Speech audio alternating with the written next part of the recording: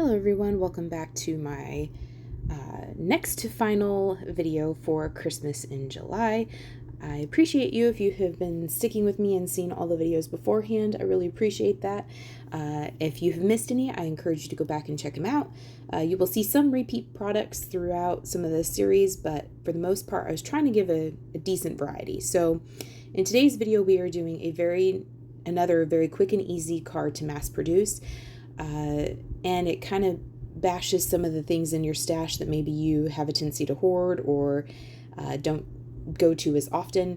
In my case, that is some kind of I say oddly, but sequins that I just don't go to very often. So we're going to use those as kind of berries or ornaments on a wreath. So I have this set from Altenew. This is called MISTLETOE Wreath. I've had this in my stash for quite some time. As you can see, it is very well loved. In fact, my daughter has played with it, so that's partly why it stains so bad. But I could have actually used this wreath for this particular project and just used the sequins, or you could even use pearls or Nuvo drops where those berries are and just stenciled in the greenery.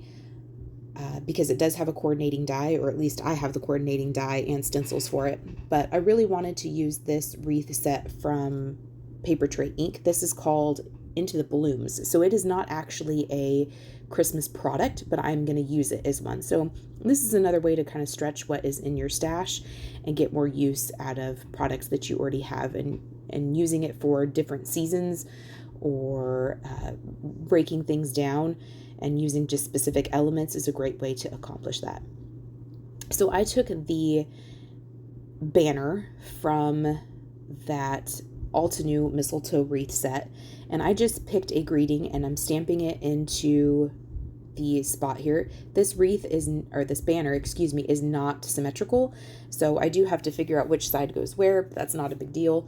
It either goes one way or the other, so it's not a hard die to figure out. And I'm stamping that onto some cream colored cardstock from Paper Studio, and I'm stamping that in some Concord and 9th cranberry ink. My ink pad is very juicy, and this is a very fine script font, and so I'm trying to be very gentle as I stamp this down. But as you can see, it is very easy to do once you doing your repetitive stamping in this method, where you have the negative and you just puzzle piece in the positive and just line it up one time, and you can just go. So that is a tip for mass producing. If you're doing mass produced stamping or something like that, this is a very quick way to accomplish that at a speedy rate. Once I had all those sentiments stamped out, I did go into my stash of green-ish colored cardstock.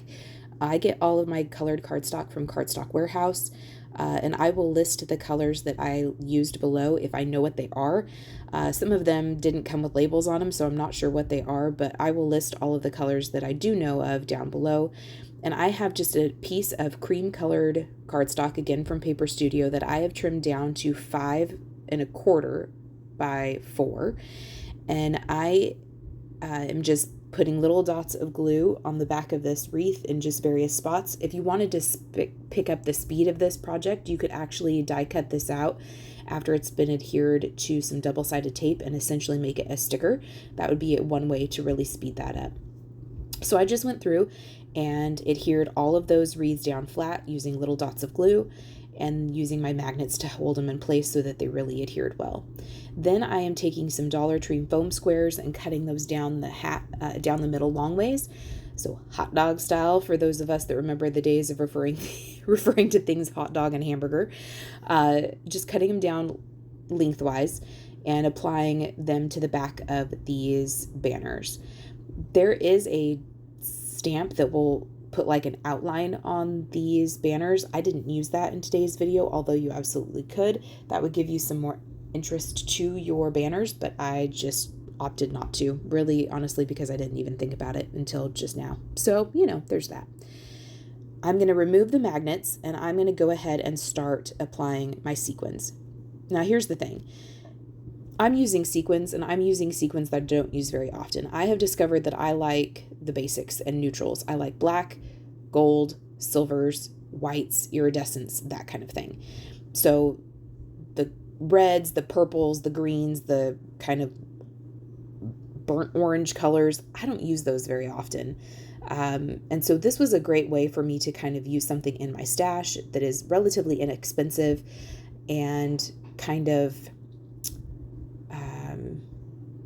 just use my stash. And the way we're using them makes it look like berries or like little ornaments on the wreath.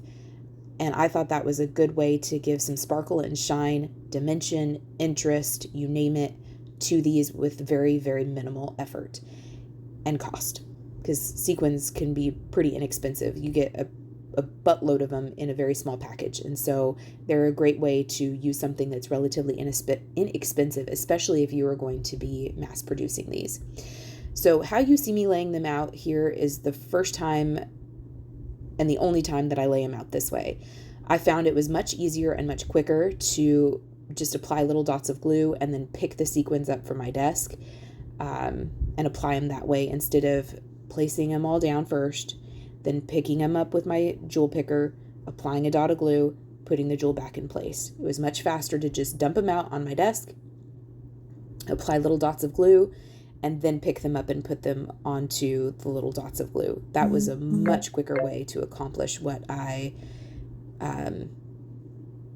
was trying to get done here. So this is the only time I do it this way.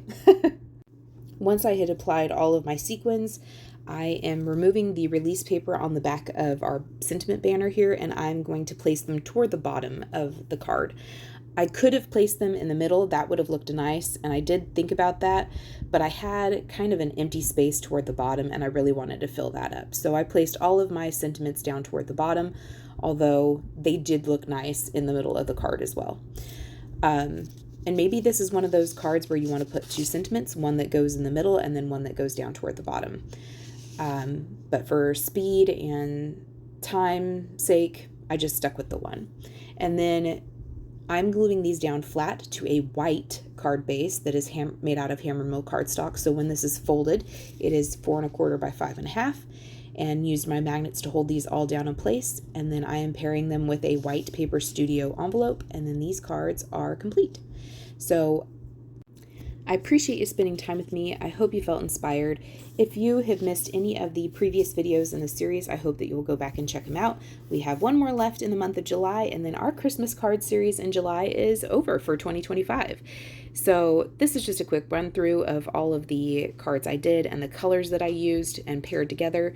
It was just a fun exercise and a good use of all of my sequins. And yeah, that's all. So again, I appreciate you spending time with me. Hope you felt inspired, and we will see you next time. Bye.